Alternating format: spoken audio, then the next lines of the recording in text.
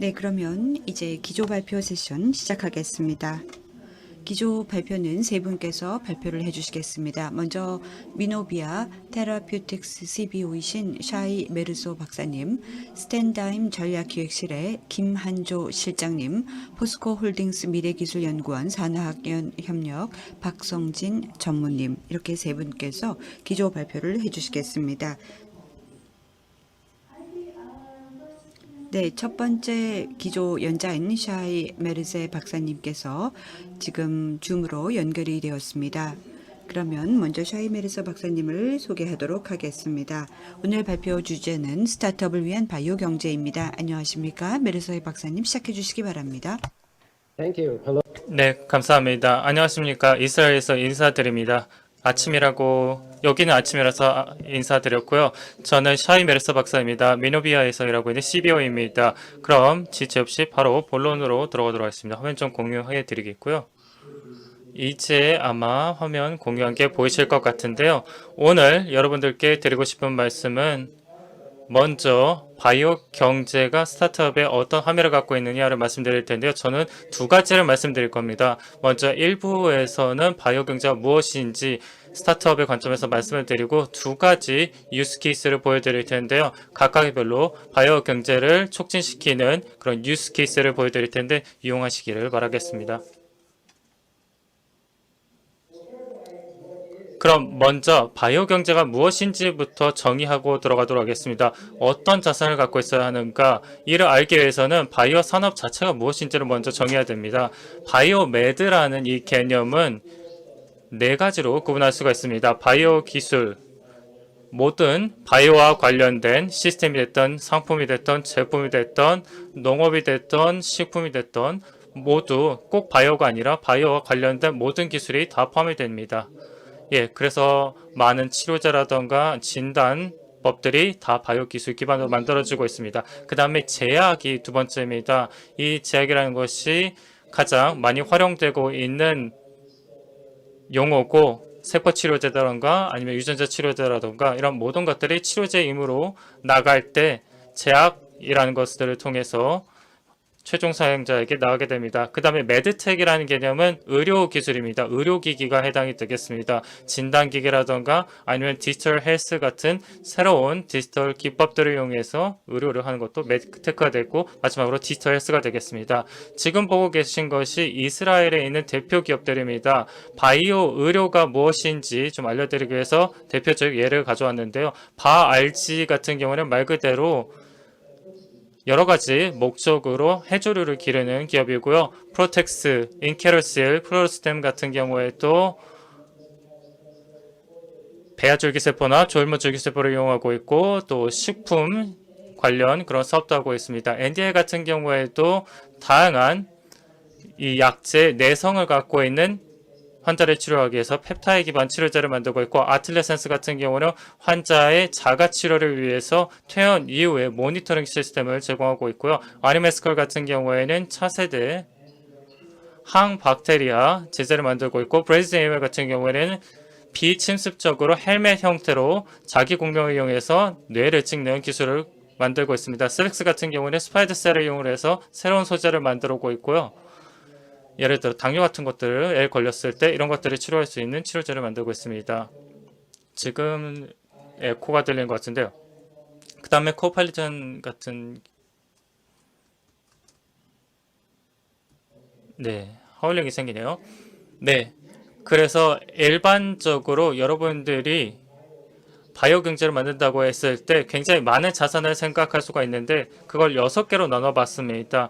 일단 학술적인 기반, 그리고 라이선스화 할 수 있는 학계적인 IP, 그래서 학술도 중요하지만 그게 상업화될 수 있어야 되겠고 창의력이죠. 그래서 개인적인 수준에서 사회적에서 창의력이 중요하겠고 공동체도 중요하겠습니다.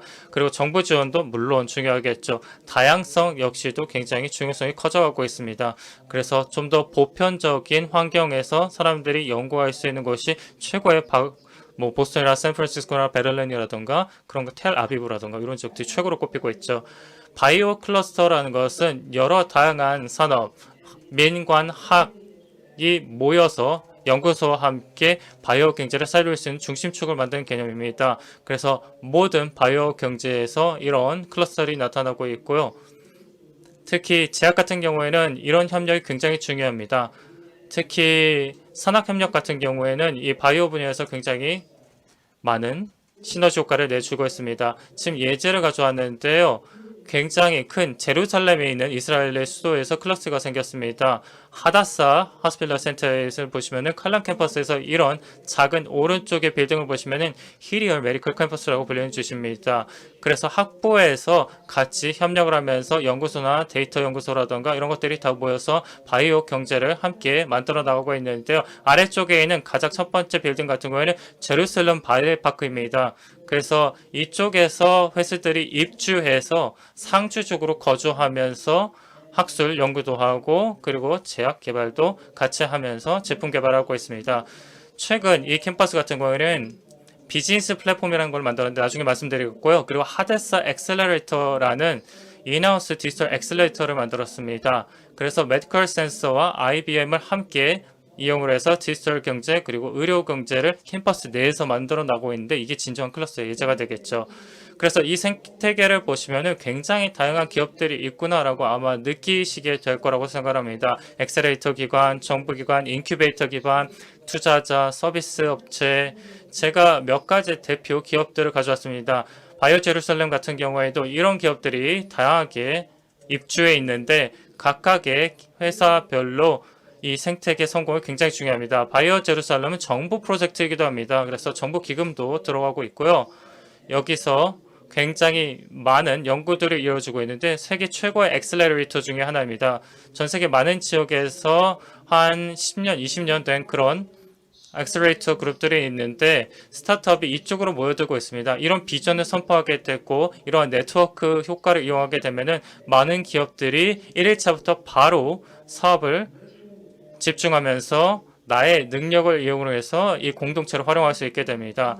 그래서 바이오 히브리 유니버시티라는 대학 같은 경우에도 이런 스타트업에 필요한 것들을 캠퍼스 내에서 바로바로 IP도 공유해 가면서 협력을 해줄 수가 있습니다. 바이오스도 마찬가지로 하다사에 있는 메디컬 캠퍼스가 있는데 이 제도 내에 비즈니스 유닛이 없기 때문에 플랫폼을 이렇게 만들게 되었습니다. 그래서 다른 기업들과 함께 이쪽에서 보시면 이런 기업들이 굉장히 다양한 전문성 있는 생태계를 만들고 있고 스타트업이 이쪽에 가서 창업을 하고 적극적으로 사업을 할 수 있는 환경을 만들어주고 있습니다. 돈 역시도 빼놓을 수 없겠죠. 그렇기 때문에 이쪽에 보시면은 굉장히 다양한 투자자들이 많습니다. 이스라엘의 이런 어떤 투자자들인지 말씀을 다 드릴 수는 없겠습니다만 굉장히 다양한 투자자들이 있습니다.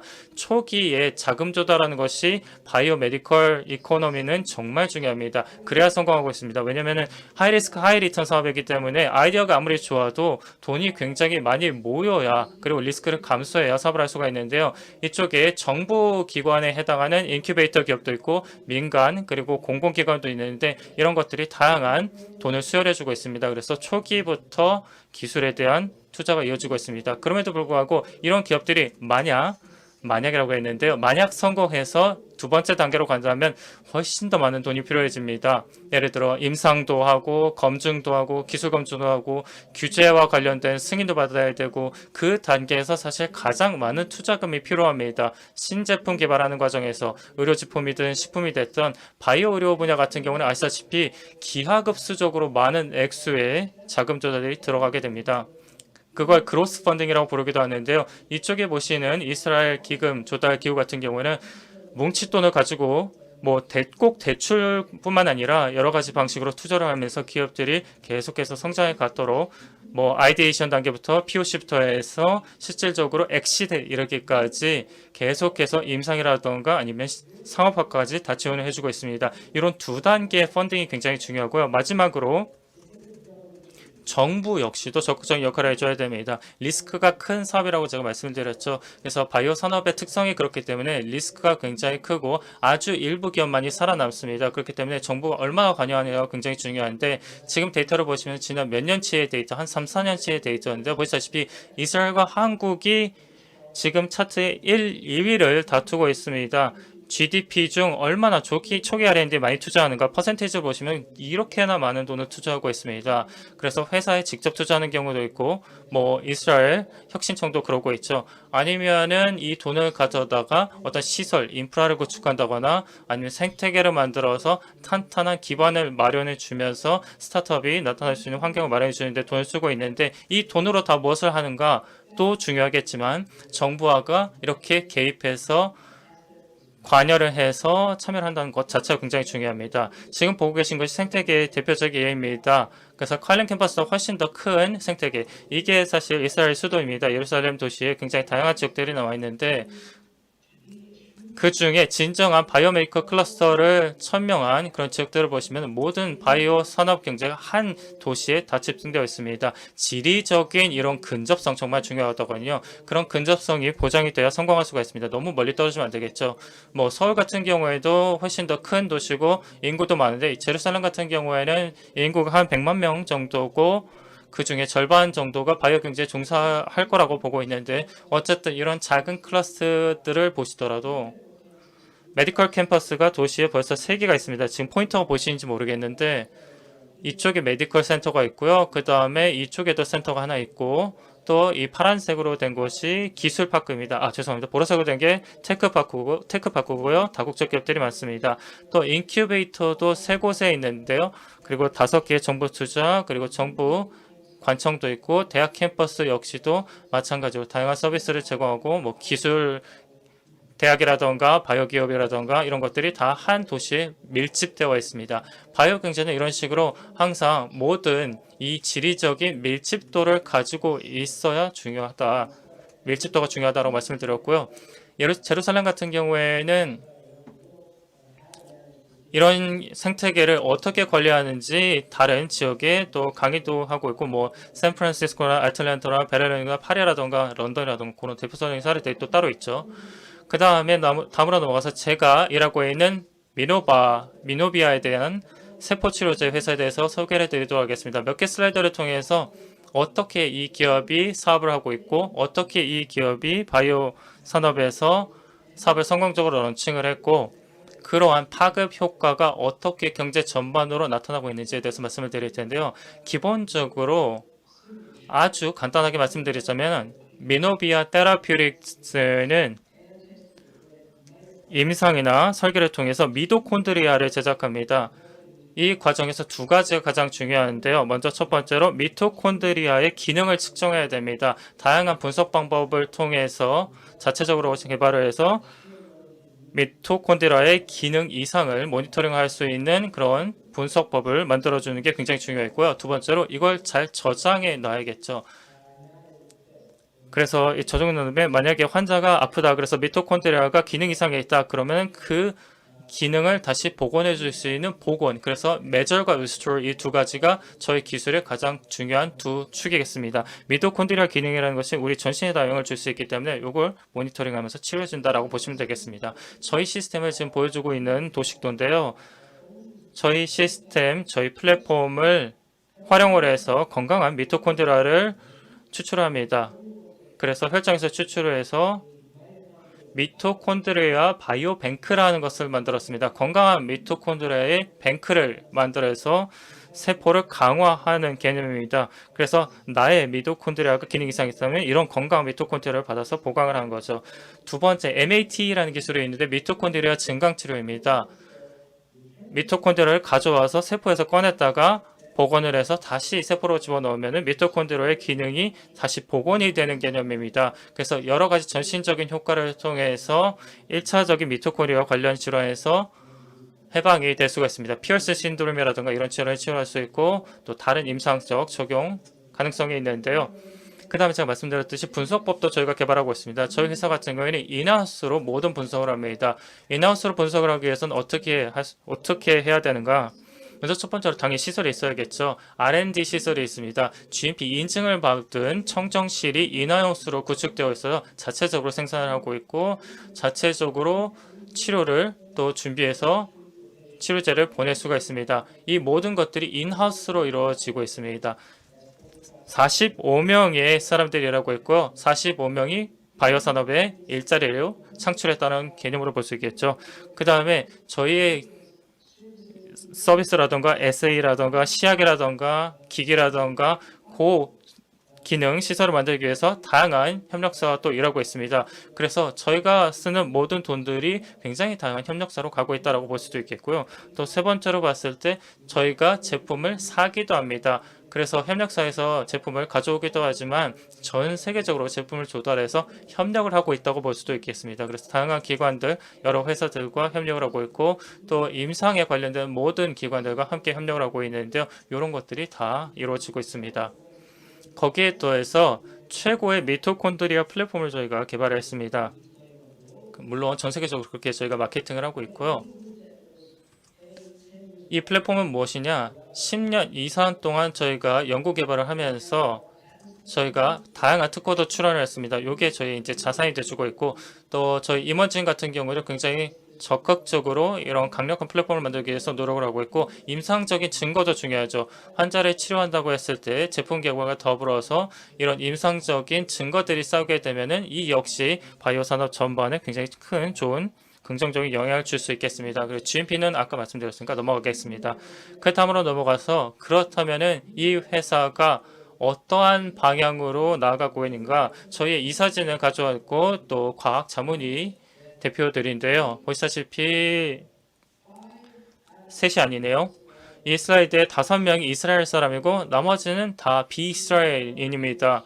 미국이라든가 유럽이라든가 전 세계에서 오신 분들인데 이런 분들이 모셔서 저희 회사를 위해서 일해주고 계시고 그리고 이런 사람들 이 주변에 있는 모든 국가들의 시민들을 위해서 우리가 봉사하고 있다는 점이 굉장히 중요하다고 생각합니다. 그래서 새로운 바이오 경제에 진출한다고 했을 때 이게 중요합니다. 나 스스로가 지내는 이 지역 외의 사람들도 이렇게 적극적으로 영입을 하셔야 됩니다.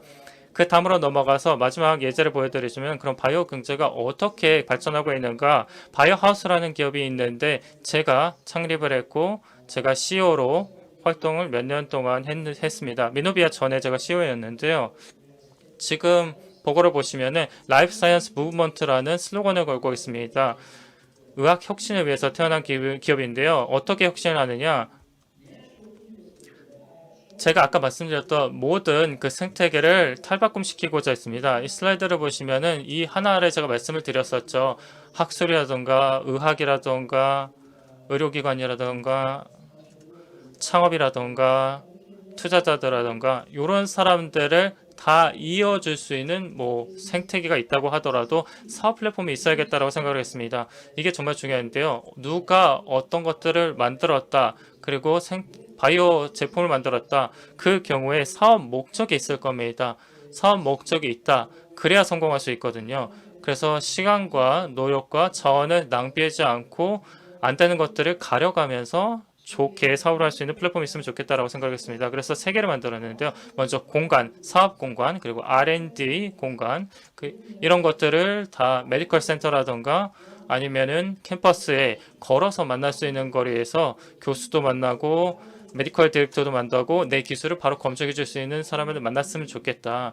그런 공간을 저희가 찾아냈고 그런 공간이 1번이고요. 두 번째로 저희는 다양한 모든 서비스를 전방위로 제공하면서 바이오 메디컬 창업자들이 찾아와서 변리사라던가 사업 자문가라던가 제품 개발 전문가라던가 아니면은 UX, UI 개발자라던가 디지털 플랫폼에 이런 게 필요하겠죠. 이러한 전문가들이 필요한 부분들이 있을 텐데 창업에 바로바로 제공할 수 있는 그런 서비스를 준비했습니다. 세 번째로 전략적인 파트너겠죠. 제가 바이오하우스에서 CBO로 일하고 있는데 제가 사실 맡아보는 업무 중에 하나도 투자자들을 만들고 대형 제약사도 만들고 그리고 자문 컨설팅 회사도 만나는데 이런 회사들이 바이오 하우스를 통해서 서로 만나는 경우가 굉장히 많습니다.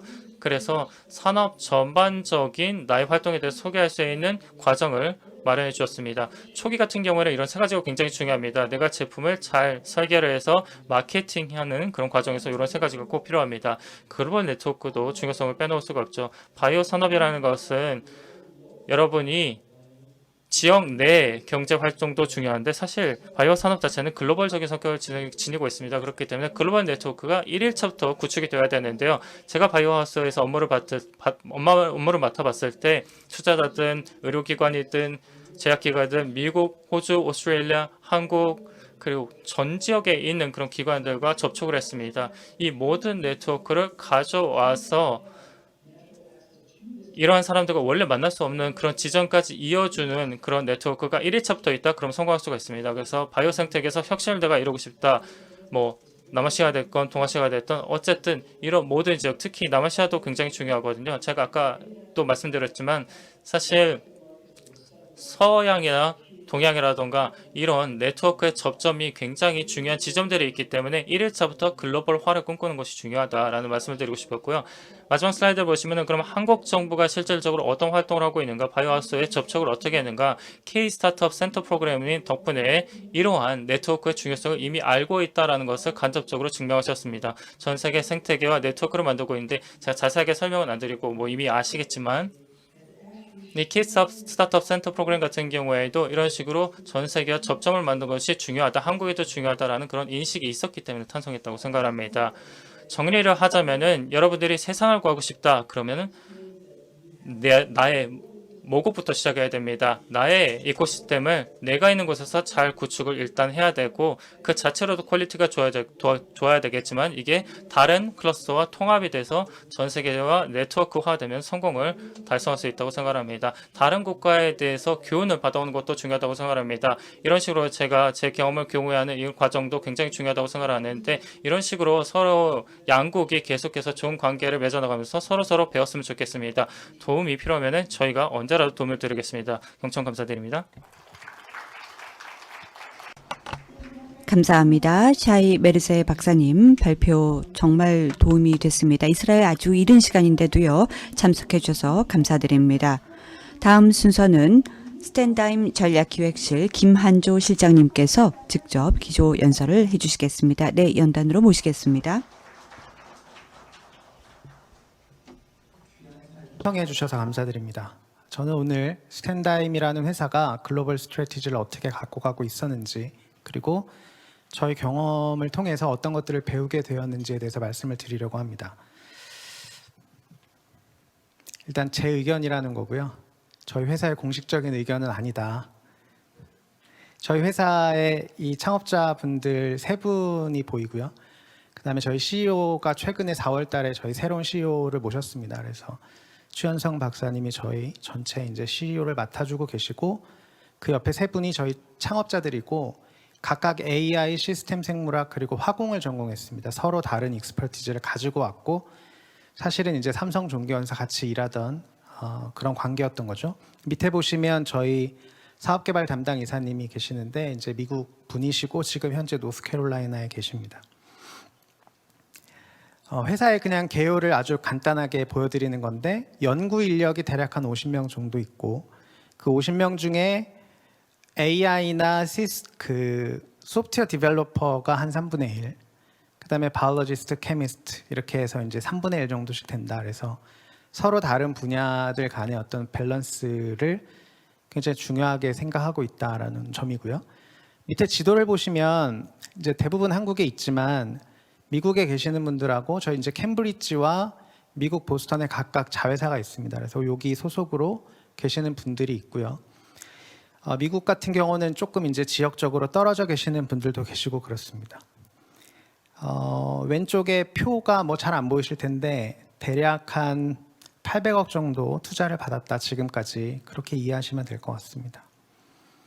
보통 이제 AI 회사들 굉장히 많은데 그 시장 보고서나 이제 이런 데서 저희 회사를 평가할 때 엔드-투-엔드 AI 플랫폼 회사라고 이제 맨 오른쪽에 가운데 표시가 되어 있고요. 그다음에 파이프라인으로 보면 이제 임상 단계 프로그램이 아직 없어서 프리클리니컬 파이프라인에 이제 소속이 되어 있습니다.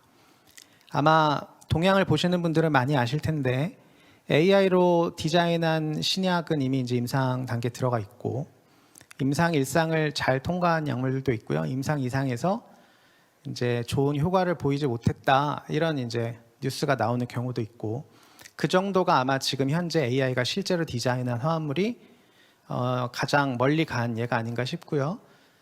결국 이런 것들은 이제 경험이 쌓이고 케이스가 쌓여서 통계가 나오는 정도가 되면 아마 더 좋은 건지 아니면 그냥 사람이 하는 거나 똑같은 건지 여러 가지 이제 판단이 나올 거라고 생각합니다. 보통 AI 신약 개발 회사를 얘기할 때 엔드 투 엔드라는 거는 바이올로지랑 케미스트리를 다 할 수 있냐, 보통 이런 의미라고 이해를 하시면 될 것 같습니다. 이 한 장 안에 저희가 하는 이제 테크놀로지에 대한 모든 것들이 다 담겨 있습니다.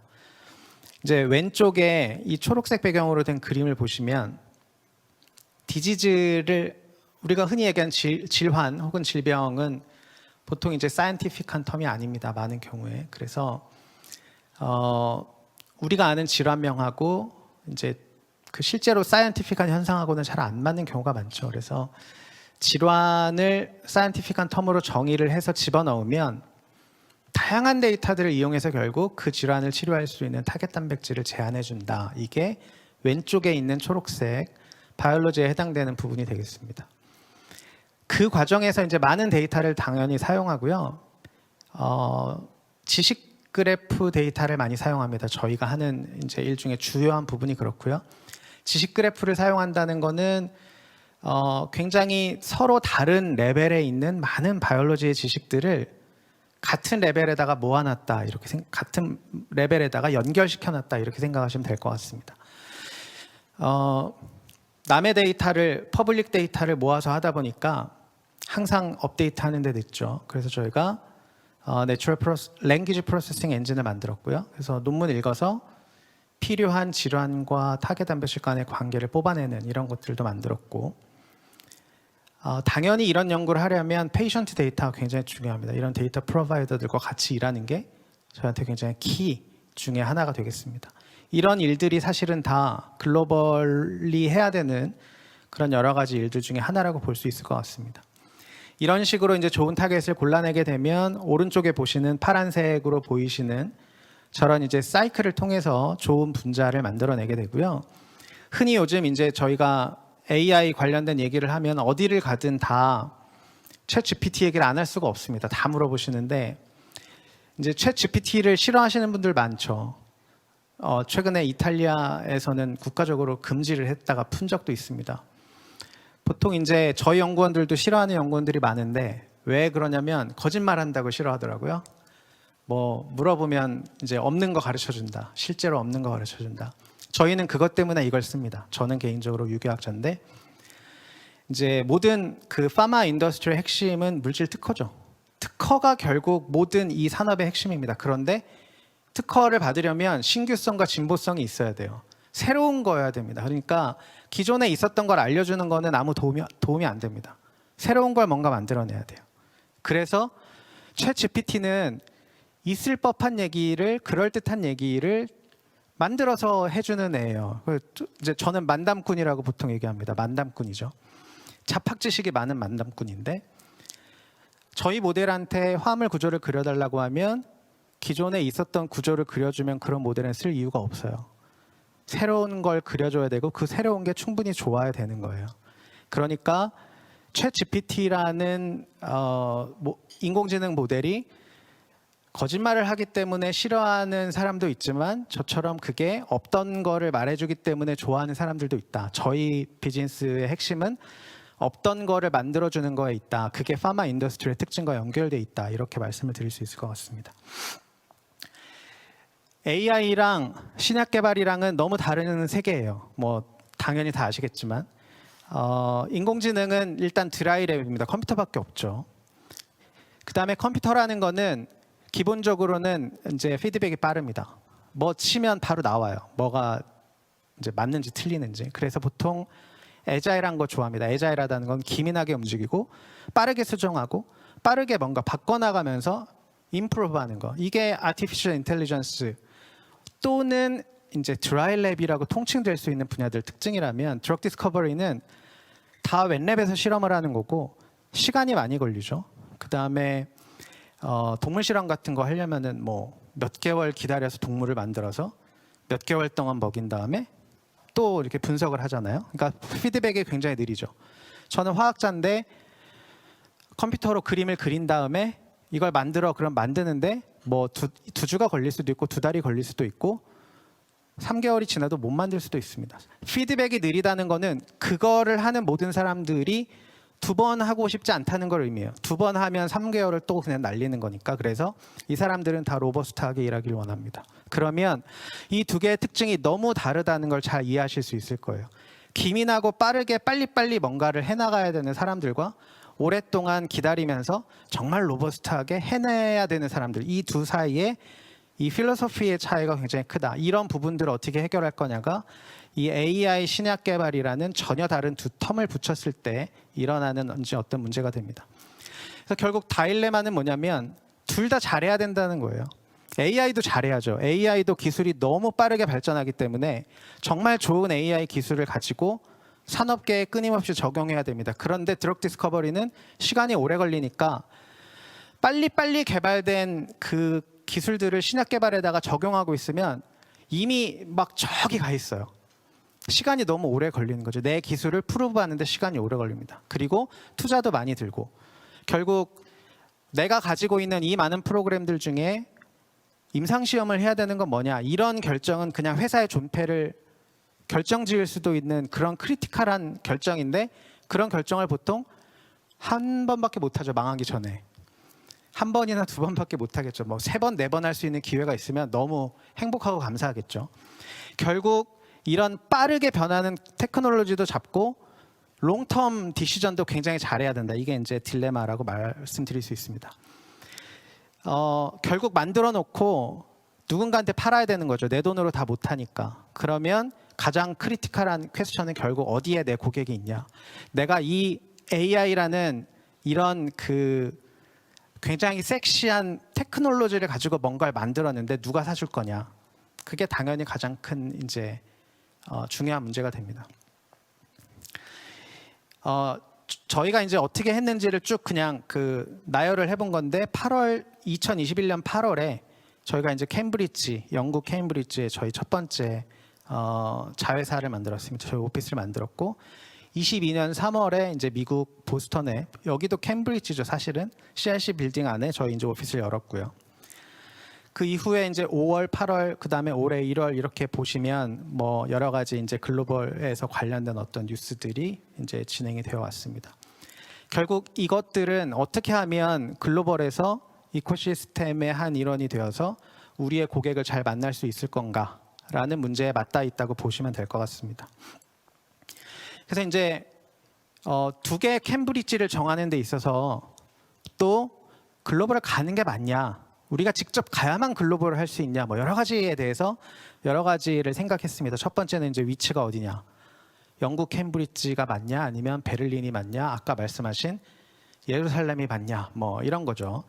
어디든 파트너리 이벤트 많이 가시면 그런 그 지역 에서 다 와서 홍보들을 하십니다. 이제 유럽의 핵심은 벨기에예요, 뭐 네덜란드예요, 뭐 모든 나라들이 다 그렇게 얘기합니다. 스위스예요. 스위스 가면 로슈 있고 노바티스도 있어요. 그래서 저희가 이제 그런 고민을 많이 했고요. 그 다음에 이제 주재원을 보낼 거냐, 거기서 새로 뽑을 거냐. 새로 뽑으면 회사를 거기서 새로 시작하는 거나 마찬가지인 거죠. 그것도 굉장히 중요한 결정이고요. 내가 직접 뽑을 건지, 지인 찬스를 쓸 건지, 그냥 에이전트를 쓸 건지, 에이전트도 싼 에이전트를 쓸 건지 비싼 에이전트를 쓸 건지 되게 중요한 문제입니다. 그 다음에 고용할 때 리걸 이슈는 뭐 더 말할 나위가 없이 중요한 문제고요. 그 다음에 이제 경제적으로 뭐 페이롤 어떻게 할 건지, 은행은 어디다 하고, 코스트는 어떻게 쓰고. 예를 들면 저희 지금 주재원들이 법인카드 발행하는 걸 아직 못했습니다. 저희가 신용이 없잖아요. 새로 이제 뱅크 어카운트를 여니까 신용카드가 안 나옵니다. 이제 데비카드밖에 쓸 수 없는 거죠. 그 다음에 인플로이 베네핏을 어떻게 줘야 되는지, 문화에 맞게 어떻게 해야 되는지, 뭐 여러 가지가 있습니다. 리브 같은 경우가 이제 제가 굉장히 어려웠던 문제인데, 이제 영국 같은 경우는 의사한테 가서 이 사람은 일하기 힘든 상태다. 이유가 써 있지 않아요. 그냥 이 사람 일할 수 없어 이렇게 써 있으면 그거 가져오면 그냥 쉴 수가 있습니다. 그래서 저는 이해를 못했어요. 왜 얘가 안 나오는지. 이제 그런 경우가 생기는 거고요. 그 다음에 커뮤니케이션 이슈는 모든 이제 여러 사이트를 가진 모든 회사들이 겪는 문제지만, 리얼타임 커뮤니케이션 어떻게 할 거고, 리포트 어떻게 받을 거고, 문서 정리는 어떻게 할 거고, 모든 것이 다 이슈였습니다. 그래서 사실 이런 모든 문제에 대해서 경험을 가지고 계시는 분들에게 전수 받는 게 물론 가장 좋습니다. 그런데 전수를 다 받고 막상 뛰어들면 또 다 새로운 문제로 나한테는 다가오는 거죠. 그런 부분들이 있습니다. 저희 이제 그 오피스는 보시면 빨간색 동그라미 안에 있는데 그 바로 옆에 기차역이 있고요. 그 바로 왼쪽 위에 보시면 캠브리지 대학교 화학과가 그 바로 옆에 있고 밑으로 내려가면은 아스트라제네카 본사, 그다음에 밀러 연구소, 뭐 저희 이제 그 사이언티픽 어드바이저님이 밀러 연구소에 계시는데 완전 조그맣고 그냥 걸어가도 되고 자전거 타면 다 어디든 갈 수 있는 그런 정도의 작은 도시입니다. 미국 같은 경우는 뭐 이거는 그냥 자기들 자랑하려고 하는 거지만 어쨌든 보스턴이 과거의 서부에 비해서 최근에 동부가 더 많은 이제 관심을 끌고 있는 건 맞고 사실 보스턴보다는 더 남쪽인 것 같긴 하지만 여전히 보스턴이 가장 많은 라이프 사이언스 관련된 생태계가 잘 이루어져 있는 곳이라고 말할 수 있겠습니다. 그래서 저희 이제 그 CIC 빌딩은 조기에 있고요. 뭐 켄달 스퀘어 아시는 분들도 많으실 거고 거기에 한국 회사들도 굉장히 많고 빌딩 안에 뭐 500개인지 700개인지 뭐 하여간 그런 작은 회사들이 있다고 하고요. 저희 이제 바로 사무실 옆에 후지필름 뭐 이런 데들이 있고 아스텔라스 이런 데들이 있고 그렇습니다. 그래서 결국은 아까도 얘기했지만 이 물리적인 프록시미티가 정말 중요하고 그 사람들과의 인퍼슨 어떤 인터랙션이 관계를 만들어가는 데서 정말 중요한 부분이다. 그런 이유로 이제 저 두 곳을 선택했고요. 물론 굉장히 비쌉니다. 그다음에 이제 하이어링 관련해서 드리고 싶은 말씀은 회사마다 접근이 다를 텐데 어떤 회사들은 현지에서 CSO를 뽑습니다. 왜냐하면 사이언스에 관한 한 보스턴에 가서 사람을 뽑으면 회사가 어떤 회사냐보다는 사이언스가 재밌냐에 사실 많은 사람들이 관심을 갖고 굉장히 많은 CV를 받으실 수가 있어요. 그게 저희가 들었던 조언이었고 그래서 만약에 거기서 굉장히 좋은 CSO를 뽑을 수 있으면 그러면 그분이 또 계속 이렇게 팀을 만들어 나갈 수 있기 때문에 그런 장점이 있겠고요. 아니면 한국에서 믿을 만한 주재원을 보내야 됩니다. 믿을 만한 주재원이라는 거는 우리 문화를 잘 이해하고 우리가 뭘 하려는지 잘 이해하고 독립적으로 일할 수 있어야 되고 무엇보다 중요한 거는 아이 때문에 뭐 회사를 나갈 걱정이 있다거나 그런 게 없어야 되겠죠. 여러 가지 상황을 잘 고려해야 됩니다.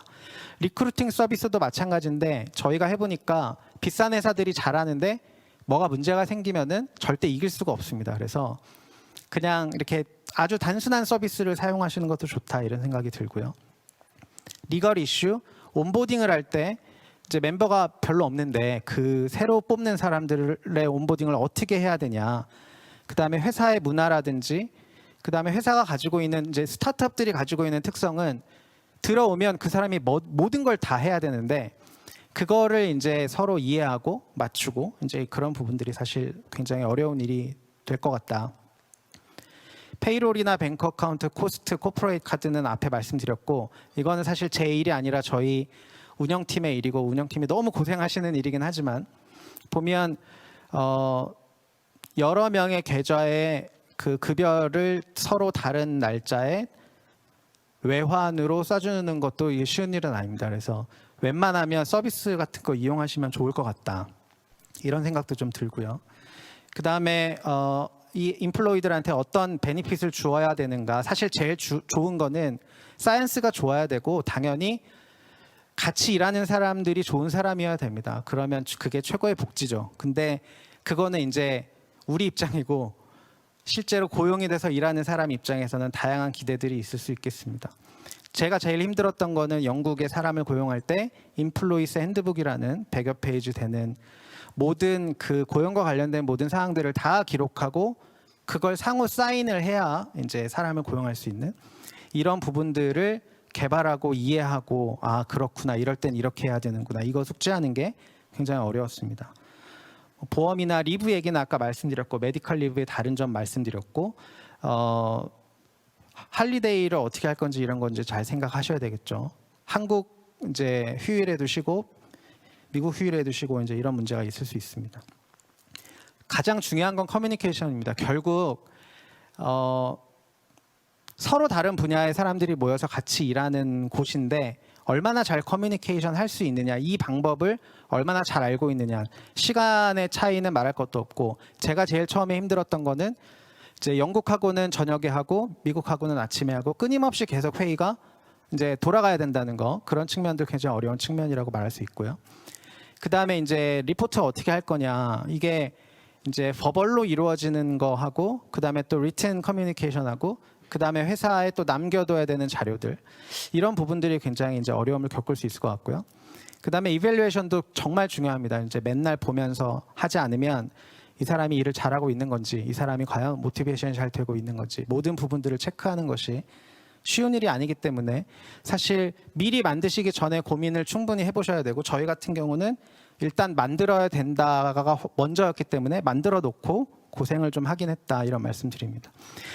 그래서 이제 나중에 알게 된 건데, 정부 기관들이 이런 거에 대한 프로그램들을 사실 많이 가지고 계세요. 열심히 잘 찾아보면 많이 있고, 지금 저희가 미국에서도 이제 보건산업진흥원 도움을 많이 받고 있고, 그런 종류의 지원들, 특히 이제 각 지역을 이렇게 홍보하거나 그 프로모션하는 그런 각 지역들에서 굉장히 그런 베니핏을 많이 주십니다. 그래서 필요하시면 유럽에 있는 이런 데들은 오면 다 투어를 시켜주는 거죠. 이제 왜 어디에 뭐 오피스 공간이 있고, 어디 가면 어떤 병원이 있고, 어떤 뭐 빅팜이 있고, 이런 것들이요. 마지막으로 말씀드리고 싶은 거는 이제 공유에 관한 건데, 결국 이제 많이 공유해야 됩니다. 서로의 경험을 공유해야 서로 이해하고 실수를 덜 하는 거죠. 근데 많은 경우에 이거 우리 회사가 겪은 일인데 남한테 말하기 좀 부끄럽고, 어떤 면에서는 안 알려주고 싶고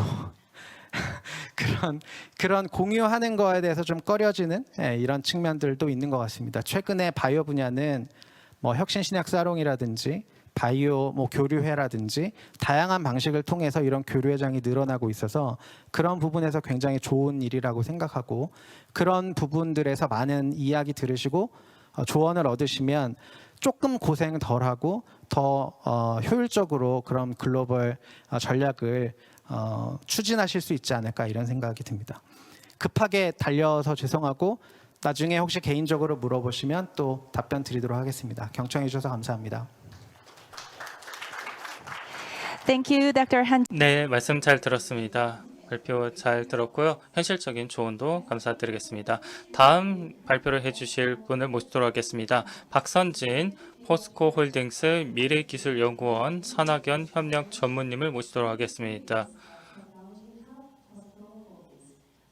그럼 모시도록 하겠습니다.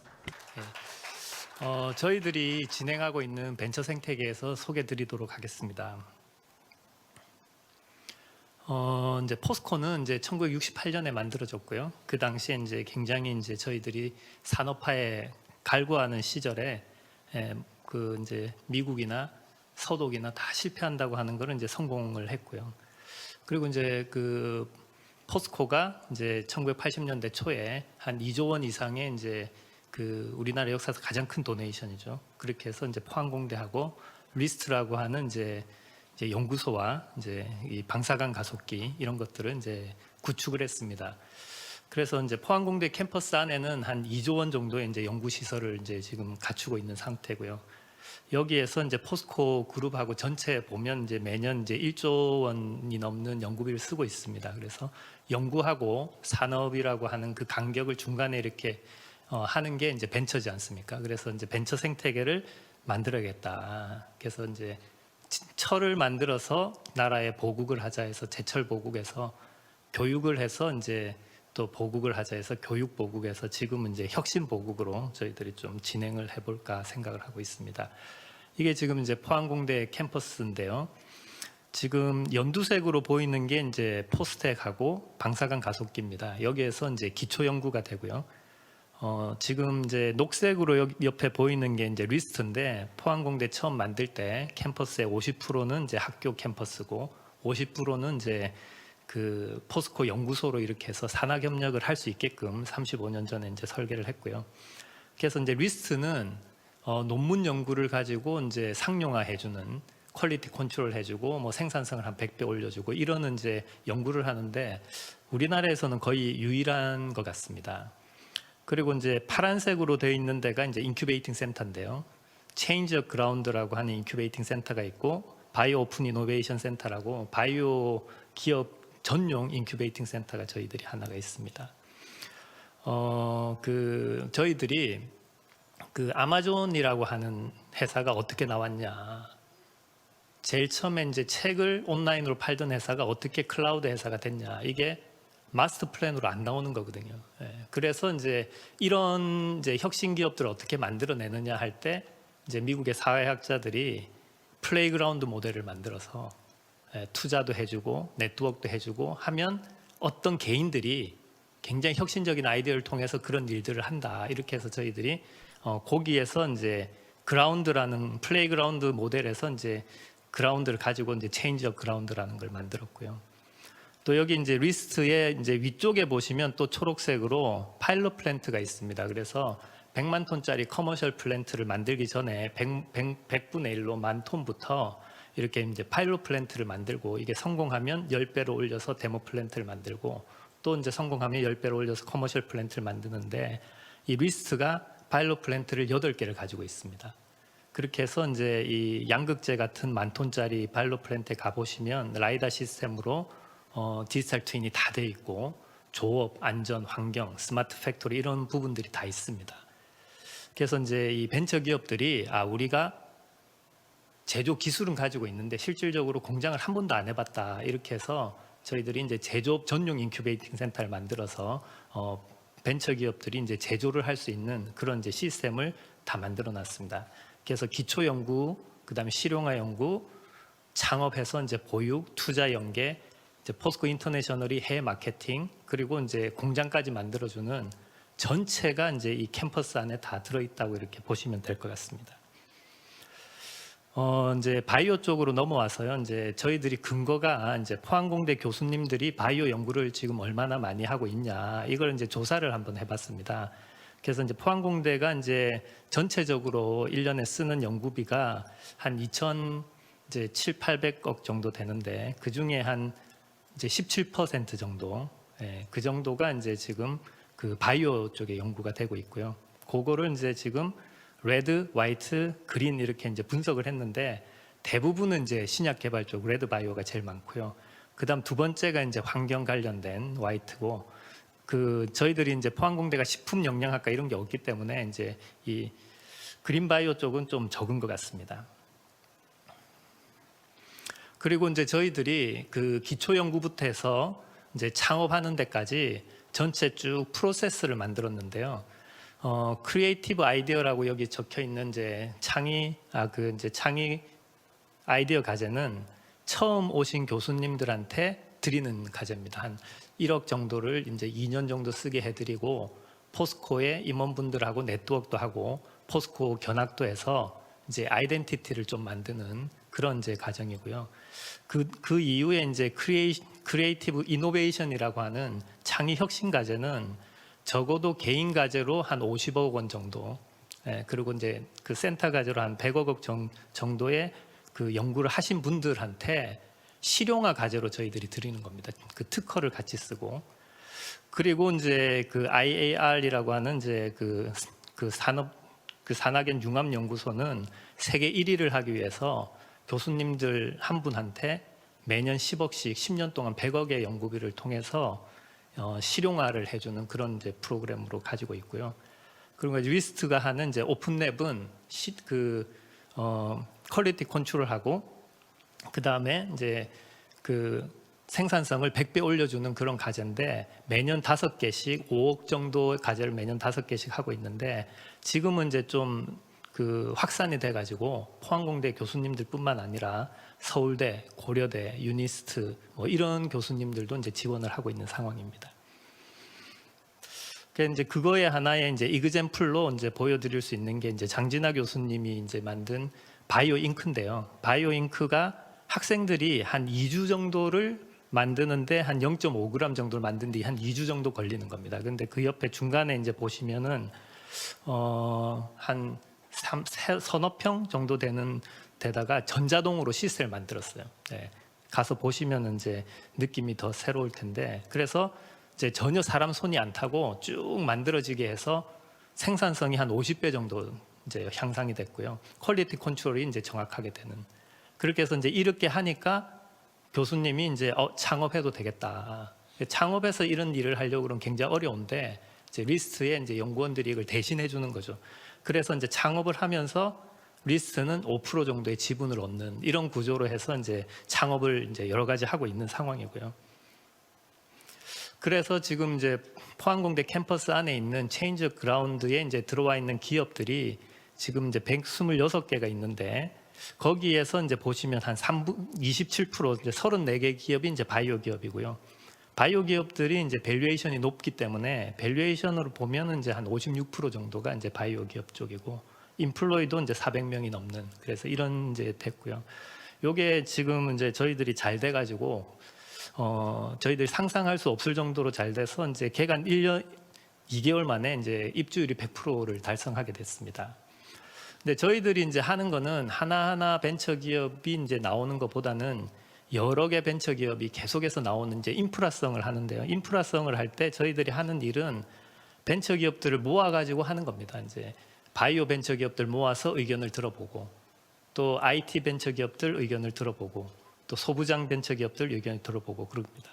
근데 이제 그 바이오 벤처 기업들은 웹랩이 필요하다. 이렇게 해서 저희들이 한 20개 정도 기업들이 이제 들어올 수 있는 이제 웹랩 시설을 이제 2군데 만들었습니다. 그래서 지금 현재 뭐 100% 다 차 있는 상태고요. 그리고 이제 요거는 바이오 쪽은 아니지만 이제 제조 벤처 기업들 의견들 다 들어보니까 아까 말씀드린 것처럼 공장을 만들면 좋겠다. 이렇게 해서 제조업 전용 인큐베이팅 센터를 저희들이 만들었는데 지금 현재는 3개 기업이 들어와 있습니다. 이제 따로 저희들이 이제 시설을 만든 건 아니고 기존에 있는 파일럿 플랜트의 일부를 사용했기 때문에 3개 기업이 들어와 있는데 2개가 지금 이제 바이오 앱하고 바이오컴이 2개가 이제 바이오 기업이고요. 이게 이제 그 중기부에서 굉장히 좋다고 이제 그 선정을 해 주셔가지고 올해 중기부로부터 이제 100억을 받고 또 포스코가 이제 100억을 투자하고 또 경상북도하고 그 포항시가 50억을 내서 250억짜리 이제 파일럿 플랜트 이제 그 제조 인큐베이팅 센터 전용 파일럿 플랜트를 이제 이번에 만듭니다. 그럼 내년 정도 되면 이제 한 10개 정도 이제 벤처 기업이 들어올 수 있는 그런 이제 게 되고요. 저희들이 처음 시작할 때 한 13개 기업이 이제 어플라이를 했는데 이제 여건상 3개밖에 못 했기 때문에 이제 이렇게 이제 만들게 됐고요. 지금 이런 것들을 이제 그 이스라엘하고 미국, 독일 이제 벤처 캐피탈들이 이제 보고 가서 자기들도 이런 제조 인큐베이팅 개념은 없다. 그래서 자기 나라 이제 기업들도 데리고 오겠다 그래서 아마 내년 6월에 이제 그 시작할 때는 1-2개 정도는 외국 기업도 들어올 수 있지 않을까 이런 생각을 하고 있습니다. 그리고 또한 이런 것들을 할 때 이제 포스코에서 공장장 후보 제조 쪽 하는 분들을 또 소개를 시켜주는 그런 부분들도 있습니다.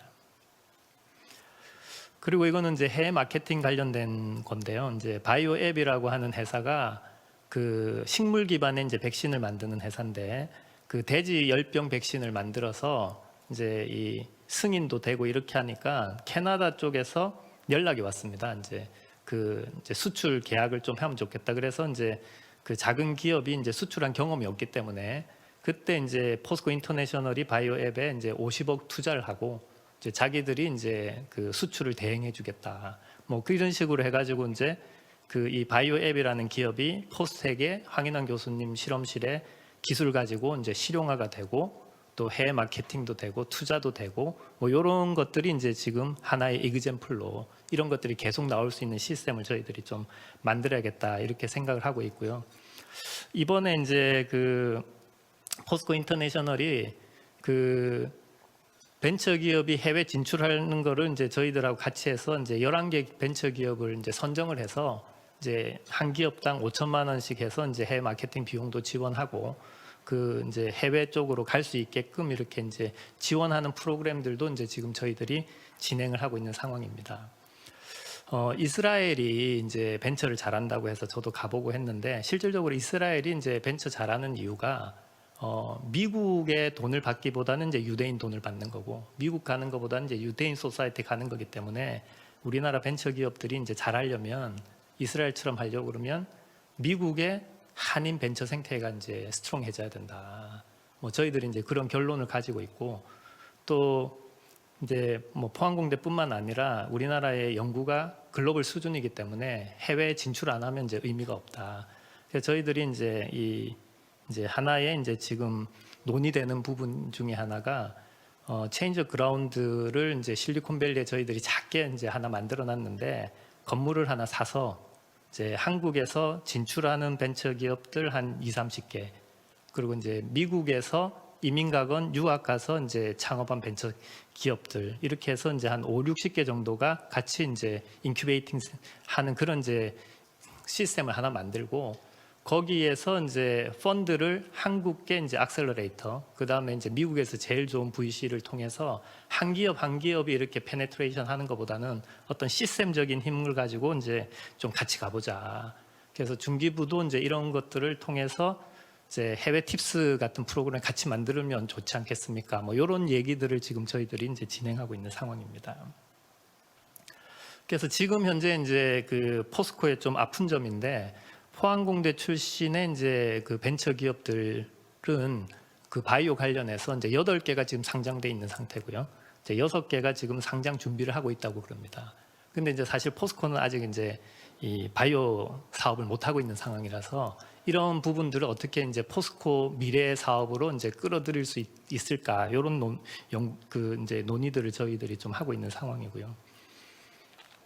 이거는 저희들이 이제 펀드인데요. 저희들이 이제 그 지금 현재 한 3,200억 정도를 출자를 해서 2.7조 원의 이제 펀드를 만들었습니다. 그래서 100억 미만의 작은 기업들은 저희들이 이제 대학기술지주회사한테 이제 그 출자를 했습니다. 그래서 포항공대, 서울대, 카이스트, 고려대, 한양대 기술지주회사한테 저희들이 돈을 줘서 거기에 이제 이 데이터베이스를 저희들 확보하고 있고요. 그리고 이제 100억에서 1000억 사이의 이제 벤처 기업들은 뭐 IMM, 스틱, 스톤브리지, 뭐 아주아이비 이렇게 이제 한 7군데 이제 돈을 줘서 연계를 합니다. 그런 이제 연계 성공 확률은 지금 현재 제가 최근에 본 거는 한 15% 정도. 예, 한 20개, 이제 30개 정도 하면은 7, 8개 정도가 이제 그 투자가 되는 그 정도 이제 수준입니다. 그래서 이제 그것들은 이제 저희들이 지금 한 국내 기업이 한 320개 정도 투자가 됐는데요. 그 중에서 이제 바이오 벤처 기업들은 한 90개 정도가 있습니다. 그래서 이제 저희들이 지금 이제 한 4년 정도 했기 때문에 이제 이런 것들을 어떻게 좀 모을까. 사실 이제 네트워크 작업들이 굉장히 중요하기 때문에 이제 내년에는 저희들이 이제 서밋을 하나 준비를 해서 이제 이 분야별로 바이오 IT 소부장 또 그다음에 이제 사이즈별로 이제 이 액셀러레이터 기반의 이제 초창기 기업들, 중간 기업들 이렇게 해서 이제 저희들이 전체적으로 서밋을 한번 해서 네트워크 작업들도 하고 또 어떤 게 필요한지 저희들이 듣는 그런 작업들을 좀 해볼까 하는 생각들을 가지고 있습니다.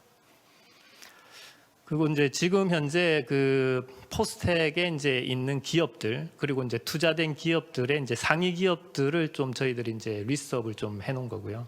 그 옆에는 이제 체인지 오브 그라운드에 들어와 있는 기업 중에 이제 상위 기업들은 이제 리스트를 해서 그 저희들이 이제 이런 리스트를 하는 이유는 매년 이제 올해 체인지 오브 그라운드 졸업 기업들 그리고 그 다음에 이제 또 저희들이 투자해 놓은 기업 중에 이제 엑시트하는 기업들 이런 것들을 이제 저희들이 자료를 만들어 가지고 포스코 내에 전략 투자팀 쪽에 이제 연결을 해줍니다. 이런 기업들이 지금 시장 가치가 있으니까 포스코의 신사업 후보로 이제 한번 생각을 해보는 게 어떠냐 그런 작업들을 저희들이 하고 있는 상황입니다.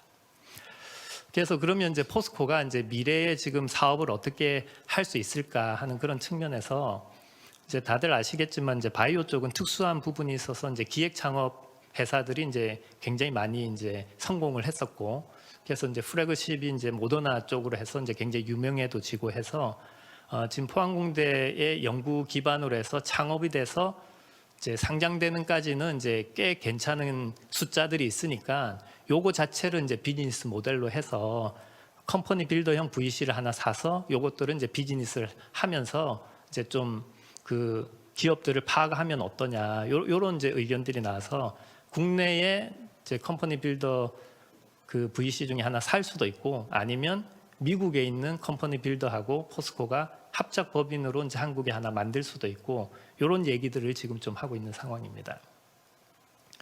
그리고 이제 그 또 다른 한편에서는 그 경상북도하고 이제 저희들이 얘기를 하는데 경상북도는 지금 인구가 한 70만 명 정도 줄었어요. 이제 330만 명에서 이제 한 260만 명으로 그리고 4개 구는 인구가 이제 3만 명 미만으로 이제 굉장히 이제 소멸 지역으로 이렇게 돼 있는데요. 그래서 이제 제가 이제 도지사님께 여성 해방이든 뭐든 간에 정치적인 어떤 정책도 중요하지만 기술이 나와야지 이게 해결이 됩니다. 가전제품이 나와야 되는 것처럼. 그래서 이제 이 혁신 벤처 기업들하고 경상북도하고 같이 해서 이제 스마트 시티를 할 수 있게끔 해서 이제 결국은 이제 좋은 일자리가 만들어지고 뭐 원격 그 진료도 하고 원격 교육도 하고 뭐 이런 이제 가지고 이제 새로운 것들을 해봅시다. 뭐 요런 이제 의견들이 있어가지고 저희들이 이제 데이터 기반의 벤처 기업들을 다 모았습니다.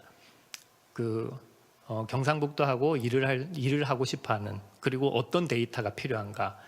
그래서 이제 저희들이 지금 이제 하려고 하는 거는 IT 기업의 이제 인프라가 뭐냐. IT 기업이 나오기 위해서는 이제 로그인이 필요하고 그 다음에 이제 클라우드 데이터 이제 스토리지가 필요하고 시큐리티 보안이 필요하고 또 챗봇이나 유저 프렌들리한 이런 것들이 필요하니까 요거는 인프라로 저희들이 하나 깔고 그거보다 이제 더 중요한 거는 이제 데이터가 필요하니까 포스코가 가지고 있는 이제 스마트 팩토리 데이터, 그다음에 경상북도가 가지고 있는 이제 스마트 시티 데이터. 그래서 이제 앱스토어처럼 데이터들을 자유자재로 할 수 있게끔 그런 시스템을 만들자. 그리고 이제 저희들이 이제 해보면 벤처 기업하고 포스코랑 연계를 해주고 뭐 포항시나 이제 경상북도와 연계를 해주면 아니 우리가 소프트웨어 한번 깔면 10년을 써야 되는데 이 벤처 기업은 5년밖에 안 됐는데 이 어떻게 이게 안 망할 거냐 개런티가 되냐. 그래서 이제 포스코 이제 DX라고 하는 이제 포스코 내부에 있는 IT 기업이 이 회사가 망하더라도 우리가 그 보장을 해주겠다. 그래서 이제 다시 이제 이 시스템 인테그레이션이라고 하는 SI가 필요한 것 같아요. 그래서 이제 50년 동안의 그 지역 사회에서 신뢰를 가지고 있는 기업이 우리가 개런티를 해주겠다. 이렇게 해서 이제 기초 인프라와 데이터와 SI 시스템 이 전체를 이제 IT의 하나의 이제 인프라로 저희들이 생각을 하는데 그 인프라 중에 제일 중요한 것 중에 하나가 이제 이 바이오 데이터죠. 그래서 저희들이 경상북도에 제안을 한 게 경상북도에서 이제 이 회사를 하나 만들자.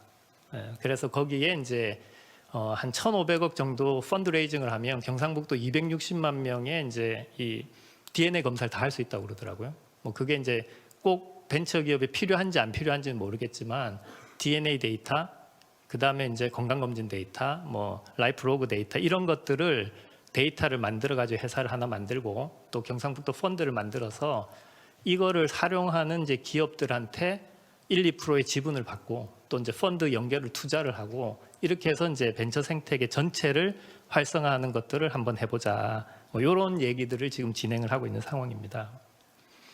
그래서 결론적으로는 이제 저희들은 이제 포항공대에 이제 어떤 기초 기술 기반으로 해서 실용화를 하고 이제 이 해외도 갈 수 있게끔 이런 전체 시스템을 이제 하는데 이 시스템의 핵심은 벤처 기업들 여러 벤처 기업들을 통해서 어떤 게 필요하다고 하는 이제 니즈 베이스로 저희들이 이제 그것을 하려고 하는 거고요. 그렇게 해서 만약에 포스코가 포항공대 기술 가지고 자회사가 되고 유니콘 기업이 된다고 그러면 포스코는 모든 사업을 할 수 있는 플랫폼 기업으로 변화할 수 있고 이건 단순히 이제 포스코를 넘어서 이제 카이스트, 서울대, 해외 대학까지도 이렇게 할 수 있는 그런 이제 큰 시스템을 한번 만들어 보자 하는 게 저희들이 진행하는 내용입니다. 이상 발표 마치도록 하겠습니다. 감사드립니다. Thank you, Dr. 성진. 감사합니다. 발표를 해주신 박성진 박사님 또 기조 연사님들께 다시 한번 감사드립니다. 큰 박수 부탁드립니다. 이제부터 15분간의 휴식 시간을 갖겠습니다. 또 다양한 분야의 전문가들이 참여하는 패널 토론은 3시 15분에 시작하겠습니다. 감사합니다.